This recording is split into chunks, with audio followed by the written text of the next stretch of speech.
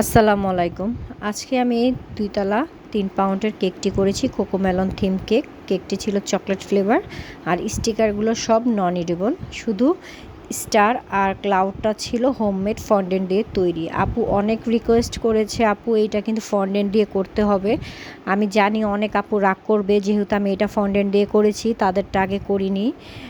আর আপু আমাকে বলেছিল 1 লিখতে, আমি কোনো কারণবশত ভুলে গিয়েছি 1টা লিখতে। আপুকে আমি অনেক সরি জানাই।